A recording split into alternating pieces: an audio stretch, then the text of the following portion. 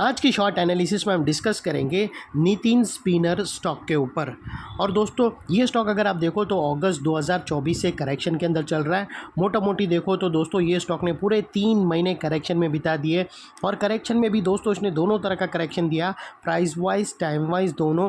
पहले स्टॉक ने price wise correction दिया जहाँ पर ये स्टॉक काफ़ी हद तक डाउन साइड करेक्ट हुआ, फिर स्टॉक ने टाइम वाइज करेक्शन के अंदर एक साइडवे कंसोलिडेशन किया, एक स्ट्रॉन्ग बेस बना और अल्टीमेटली उसको ब्रेकआउट किया है। और दोस्तों ये स्टॉक के अंदर अगर आप देखो तो यहाँ पर मल्टीपल पॉजिटिव फैक्टर्स एक साथ ब्रेकआउट हुए हैं, जिसके तहत ये स्टॉक करंट लेवल से अपसाइड में 15 से 16%, 15 to 16% अपसाइड रनअप के लिए रेडी है। लेकिन दोस्तों इसमें कोई भी हमारी बाय सेल होल्ड रिकमेंडेशन नहीं है, ये प्योरली एजुकेशन पर्पस से मैं अपना पॉइंट ऑफ व्यू आप लोगों के सामने शेयर कर रहा हूँ। कोई भी पोजीशन लेने से पहले अपने फाइनेंशियल एडवाइज़र को ज़रूर कंसर्न कर लेना। फ्रेंड्स आप लोग देख सकते हो कि ये वो टॉप एरिया था जहाँ से करेक्शन स्टार्ट हुआ था और यहाँ से कुछ इस तरह से downward sloping parallel channel stock के अंदर बनी थी। और जब तक स्टॉक ये डाउनवर्ड स्लोपिंग पैरेलल चैनल के अंदर था, स्टॉक प्राइस वाइज करेक्शन के अंदर एंगेज रहा और यहाँ पर back to back lower lows hit हुए। दोस्तों अगर आप देखो तो फर्स्ट लोअर लोज यहाँ हिट हुआ, सेकेंड लोअर लोज यहाँ पर हिट हुआ और थर्ड लोअर लोज यहाँ हिट हुआ। और जैसे ही दोस्तों ये downward sloping parallel channel upside में ब्रेकआउट हुई, इसने मल्टीपल हायर हाइस को ब्रेक करके उसके अबाउ सस्टेन क्लोजिंग देकर कंफर्म कर दिया करेक्शन कंप्लीटेड। यहाँ पर दो बड़ी चीज़ एक साथ हमें मिली फ्रेंड्स। पहले तो इसने डाउनवर्ड स्लोपिंग पैरेलल चैनल को अपसाइड में ब्रेक किया, जिसके वजह से जो straight down side price wise correction आ रहा था वो अल्टीमेटली रुक गया। और सेकेंडली इसके अंदर जो back to back lower lows hit हो रहे थे वो स्टॉप होकर उसके अगेंस्ट में first time higher highs register हुए क्लोजिंग बेसिस पे, जो हमें कंफर्म करता है कि स्टॉक के अंदर बॉटम लग गई है, करेक्शन कंप्लीटेड और ट्रेंड इसका चेंज हो चुका है। करेक्शन का ट्रेंड बाई साइड की तरफ शिफ्ट हो चुका है। अनलेस एंड अनटिल यहाँ पर कोई नया लोअर लोज ना मिले या फिर पुराने लोअर लोज के नीचे क्लोजिंग ना मिले, तब तक हम यही मानकर चलेंगे कि यहाँ पर बॉटम लग गई है और करेक्शन कंप्लीटेड। और दोस्तों बात कर लेते हैं अभी डाइवर्शन का। तो फ्रेंड्स अगर मैं MACD डालकर बताऊं तो आप लोगों को यहाँ पर क्लियरली पॉजिटिव डाइवर्शन विटनेस होगा। दोस्तों प्राइस एक्शन की जो लोअर लो स्विंग है उसको अगर आप कंपेयर करो MACD के ऑसिलेशन से, तो यहाँ पर आपको MACD यहाँ पर आप लोगों को डाइवर्शन विटनेस होगा। दोस्तों प्राइस एक्शन की जो लोअर लो स्विंग थे अगर आप देखो तो वो क्लियरली यहाँ से डाउन साइड की तरफ टिल्ट हुए हैं। और वही दोस्तों अगर आप MACD के ऑसिलेशन देखो तो वो अपसाइड में टिल्ट होके यहाँ से हमें ब्रेकआउट मिला है, जो एक अपसाइड मोमेंटम पंप करेगा स्टॉक के अंदर। और अल्टीमेटली दोस्तों बात कर लेते हैं यहाँ पर चार्ट पैटर्न का।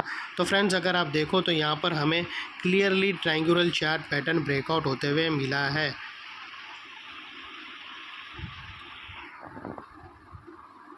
दोस्तों अगर आप विटनेस करो तो यहाँ पर हमें एक ज़बरदस्त ascending triangular chart pattern breakout होते क्लियरली मिला है। और ये जो इनसाइड रेंज है दोस्तों, ये तकरीबन दोस्तों 15% की रेंज है, जो ये नेकलाइन से ऑलरेडी ब्रेकआउट हो चुकी है। अपसाइड सस्टेन मूव स्टार्ट करेगा तो स्टॉक 15% तक रनअप दे सकता है। और वो लिहाज से दोस्तों स्टॉक का जो अगला टारगेट निकल कर आता है वो तकरीबन 490 रुपीज़ का आता है। और एक और चीज़ याद रखना दोस्तों, जैसे ये स्टॉक 480 के ऊपर क्लोजिंग करेगा तो ये स्टॉक के अंदर एक बड़े पैटर्न की हायर टाइम फ्रेम की एक चार्ट पैटर्न ब्रेकआउट होंगी, जिसके बाद इसके टारगेट और भी अपसाइड में रिवाइज्ड होंगे और अल्टीमेटली ये स्टॉक एक डबल धमाका का कैंडिडेट भी बन सकता है।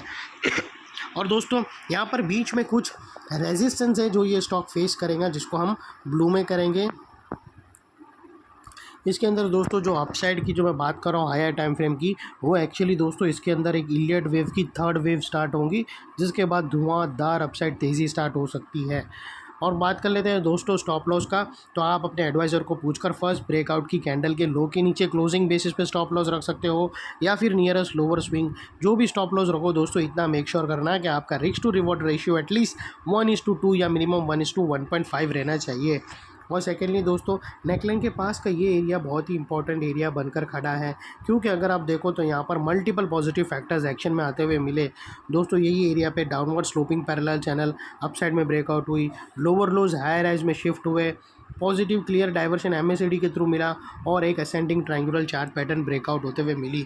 तो वो लिहाज से दोस्तों ये एरिया जो अभी तक एक स्ट्रॉन्ग रेजिस्टेंस था वो अल्टीमेटली स्ट्रॉन्ग सपोर्ट बनकर खड़ा है।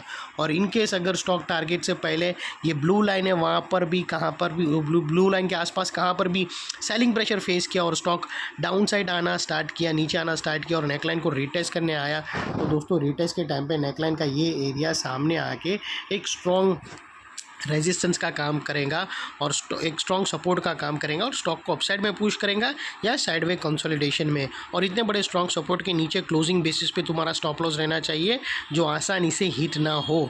और बाय एनी चांस अगर क्लोजिंग बेसिस पे हिट हो जाता है तो दोस्तों नो इफ नो बट सीधा स्टॉप लॉस देकर ट्रेड को वाइंड अप कर देना। ये थी हमारी शॉर्ट एंड स्वीट एनालिसिस।